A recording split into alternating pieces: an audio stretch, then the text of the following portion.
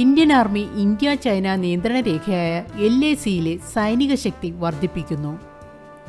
ഇത്രയും നാൾ army central കമാൻഡിന് ബരേലിയിൽ area ഹെഡ്ക്വാർട്ടേഴ്സാണ് ഉണ്ടായിരുന്നത്. ഹെഡ്ക്വാർട്ടേഴ്സ് ഉത്തർ ഭാരത് എന്നാണ് ഇതിനെ വിളിച്ചിരുന്നത്. ഇവിടെ പൊതുവെ അഡ്മിനിസ്ട്രേഷനും ട്രെയിനിങ്ങുമാണ് നടന്നിരുന്നത്.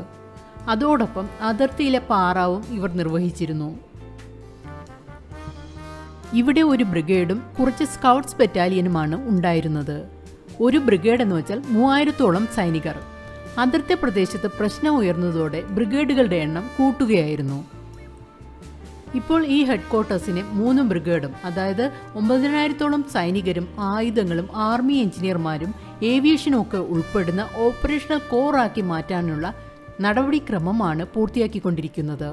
കോർ ആകുന്നത് കൊണ്ടുള്ള പ്രത്യേകത എന്തെന്നാൽ കോറിന് എല്ലാവിധ സൈനിക നീക്കങ്ങളും സ്വയം നടത്താൻ പര്യാപ്തമായ സൗകര്യങ്ങളെല്ലാം ഇവിടെ ഉണ്ടാകും. ഈ പുതിയ സംവിധാനം 18 കോർ എന്ന പേരിലാകും അറിയപ്പെടുക. 1 വർഷമായി ഇതിനുള്ള നടപടിക്രമങ്ങൾ നടന്നുവരികയായിരുന്നു. 3 ഡിവിഷനാണ് ഇതിൽ വരുന്നത്. ഒരു ഡിവിഷനിൽ 15,000-ന് മേളിൽ സൈനികരുണ്ടാകും. അതായത് 18 ക്രോറിൽ 45,000-ൽ പരം സൈനികരുണ്ടാകും.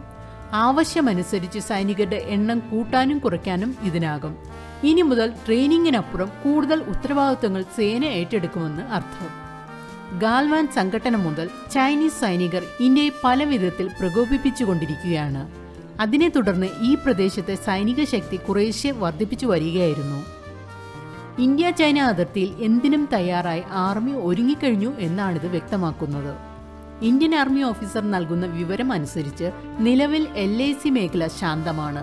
പക്ഷേ എപ്പോൾ വേണമെങ്കിലും പ്രശ്നം ഉണ്ടാകാം. ഗാൽവാൻ സംഘടനത്തിന് ശേഷം ഇരുപക്ഷക്കാരും ആയുധം സജ്ജമാക്കിയിട്ടുണ്ട്. ഇന്ത്യ 68,000 സൈനികരെയാണ് ഇവിടെ വിന്യസിച്ചത്. ചൈനയും 60,000-ഓളം സൈനികരെ ഇവിടെ നിയോഗിച്ചിരുന്നു. ഇതിനർത്ഥം ഏത് സമയത്തും ഇന്ത്യയിലേക്ക് ഇടിച്ചു കയറാൻ തയ്യാറായി ചൈന നിൽക്കുകയാണ്. ഇന്ത്യയും ഈ പ്രദേശത്ത് സൈനിക നീക്കത്തിന് ആവശ്യമായ റോഡുകളും പാലങ്ങളും ബങ്കറുകളുമൊക്കെ ഒരുക്കി കഴിഞ്ഞു. ഗാൽവാൻ സംഭവത്തിന് ശേഷം ഇരു സൈനികരും തമ്മിലുള്ള സമാധാന ചർച്ച പലവട്ടം നടന്നു കഴിഞ്ഞു. ചർച്ചകൾ പരസ്പരമുള്ള സമവായത്തിലാണ് പിരിയുന്നതെങ്കിലും ചൈന ഒരിക്കലും തങ്ങളുടെ വാക്കിൽ ഉറച്ചു നിൽക്കുന്ന പ്രവണത കാണിക്കുന്നില്ല. കഴിഞ്ഞ വർഷം പല മന്ത്രിതല ചർച്ചകളും നടന്നിരുന്നു. എന്നാൽ ഇപ്പോൾ കിട്ടുന്ന റിപ്പോർട്ട് അനുസരിച്ച് ചൈന തന്റെ പൗരന്മാരെ അരുണാചൽ അതിർത്തിയിലുള്ള ഗ്രാമങ്ങളിൽ അധിവസിപ്പിക്കാനുള്ള പുറപ്പാടിലാണ്.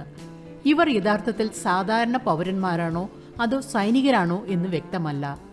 LACയിൽ സാങ്കേതിക സൗകര്യങ്ങൾ വർദ്ധിപ്പിക്കുന്നതിനോടൊപ്പം എല്ലാവിധ സൗകര്യങ്ങളുമുള്ള ആധുനിക ഗ്രാമങ്ങളും വികസിപ്പിക്കുകയാണെന്ന് ചൈന ഇതിനോടകം വ്യക്തമാക്കിയിരുന്നു. ഇന്ത്യയെ പ്രകോപിപ്പിക്കാനുള്ള ചൈനയുടെ ഇത്തരം നീക്കങ്ങളാണ് കേന്ദ്രത്തെ ഇത്തരം മുൻകരുതലുകളിലേക്ക് നീങ്ങാൻ പ്രേരിപ്പിച്ചത്. കഴിഞ്ഞ വർഷം പ്രതിരോധ മന്ത്രി രാജ്നാഥ് സിംഗ് 90 ബോർഡർ ഇൻഫ്രാസ്ട്രക്ചർ പദ്ധതികളാണ് ഉദ്ഘാടനം ചെയ്തത്. ഇതിൽ 64 അരുണാചൽ പ്രദേശിലും ലഡാക്കിലും സിക്കിമിലുമാണ്. ഇതോടൊപ്പം റഡാർ സംവിധാനവും ഫൈറ്റർ എയർക്രാഫ്റ്റും വിന്യസിച്ചിട്ടുണ്ട്. ഈ പാറാവ് സംവിധാനമെല്ലാം ഗാൽവാൻ സംഭവത്തിന് ശേഷം ആവിഷ്കരിച്ച് നടപ്പിലാക്കിയതാണ്. ഇന്ത്യയുടെ സാമ്പത്തിക മുന്നേറ്റം ചൈനയെ ഏറെ പ്രകോപിപ്പിക്കുന്നുണ്ട്.